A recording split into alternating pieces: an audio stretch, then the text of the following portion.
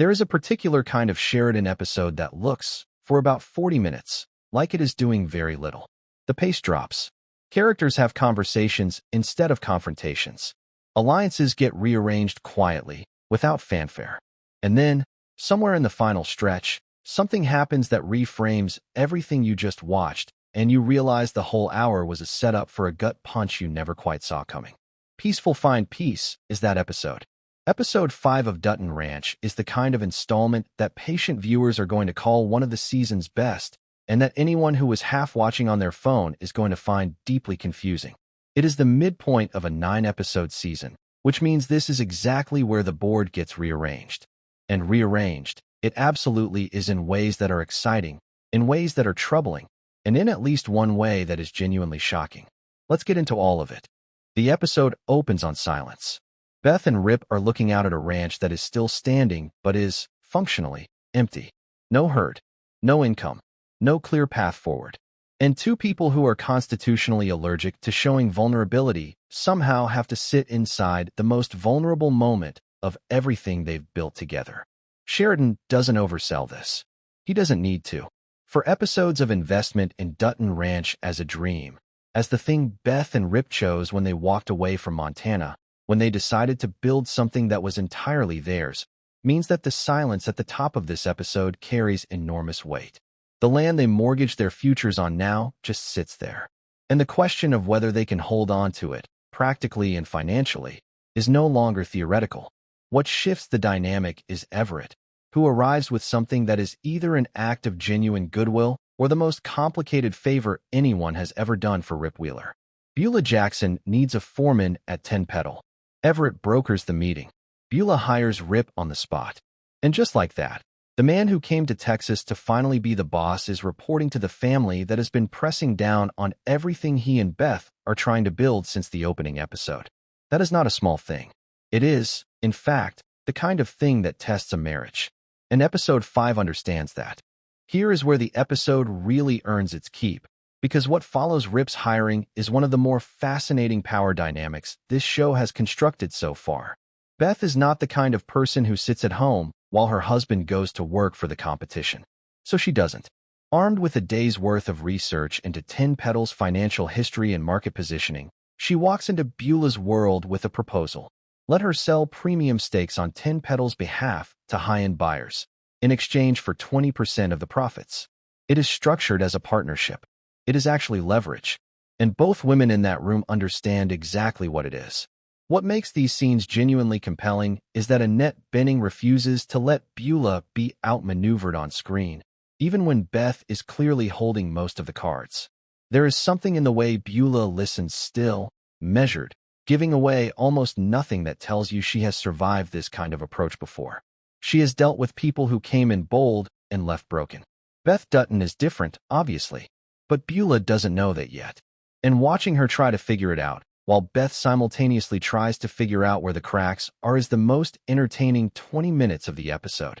One of the things episode 5 reinforces is something the show has been quietly building since the premiere. Beth hasn't changed.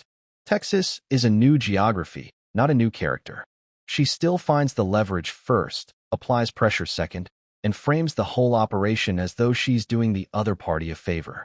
Whether that approach survives contact with the Jacksons at full force remains the season's central open question. Not everything in this episode belongs to the women at the top of the food chain, and the Chet thread in particular is starting to feel like a storyline with serious consequences waiting just around the corner. Chet tries to get traction with Joaquin and comes away with nothing. Rip, at dinner with Beulah, mentions that Chet is no longer on the payroll. Beulah receives this information with the kind of complete emotional neutrality that tells you she already knew, already approved it, and has already moved on to the next calculation. The speed with which she discards a person who presumably knew the operation inside and out says everything about how she manages information and people simultaneously. But Chet is not going quietly.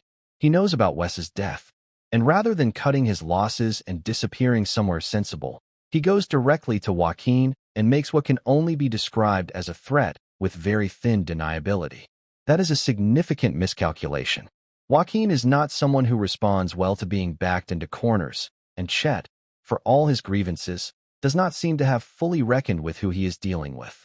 And then Rob shows up at episode's end to meet with Chet, which closes the hour on exactly the kind of note designed to make you immediately want the next episode. Two people with grudges and dangerous knowledge, finding each other. Whatever they're planning, it is not going to help anyone. Here is where episode 5 stops being a chess match and becomes something darker. The police raid on Dwight's property arrives without warning, which is exactly how the scene is designed to land.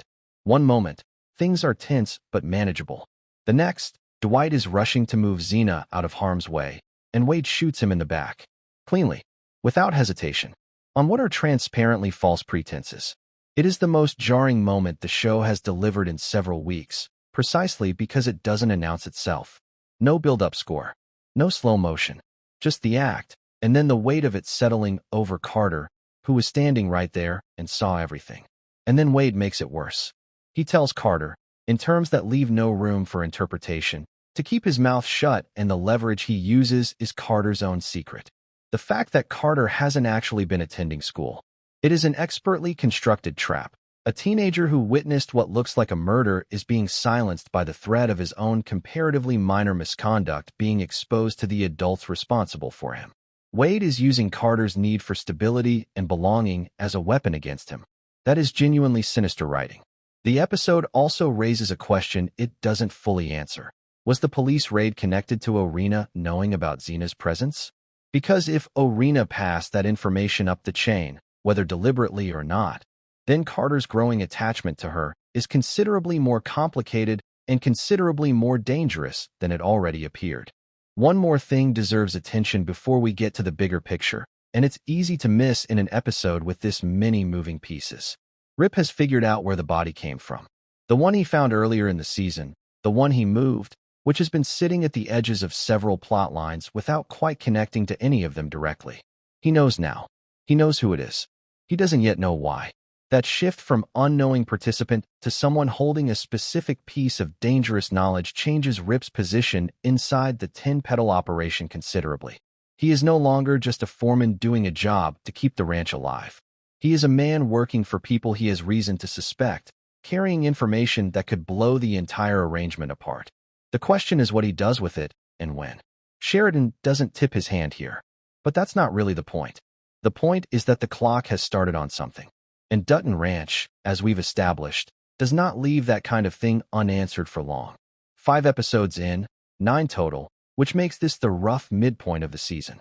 And looking at where everything is positioned right now, Rip, embedded inside 10 petals with knowledge he hasn't acted on, Beth in a precarious business arrangement with a woman who has every reason to eventually turn on her, Carter sitting on a witnessed murder and being actively coerced into silence, Chet and Rob finding each other at the worst possible moment.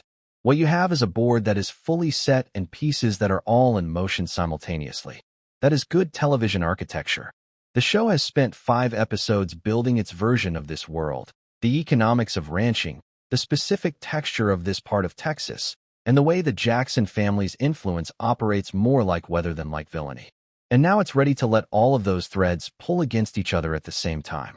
Beth's deal with Beulah might be the smartest thing she's done this season. It might also be the thing that puts her directly in the crosshairs of a family that has already shown it has no compunction about eliminating problems. Both things can be true simultaneously. In Sheridan's universe, they usually are. Peaceful Find Peace is the episode where Dutton Ranch stops setting the table and starts serving the meal. Dwight is dead. Carter is compromised. Rip knows something he can't unknow. And Beth is operating inside her enemy's house, convinced she holds the advantage, which is exactly the position most likely to produce a catastrophic surprise. 4 episodes remain.